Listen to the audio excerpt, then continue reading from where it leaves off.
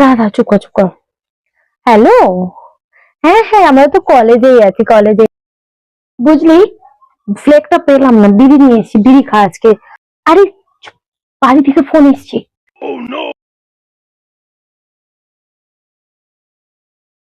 হ্যাঁ হ্যাঁ, আমরা কলেজেই আছি, এই তো ক্লাসে ছিলাম, একটু বাইরে এসেছি। আর ভদকা খাবি নাকি অন্য কিছু আনাবো?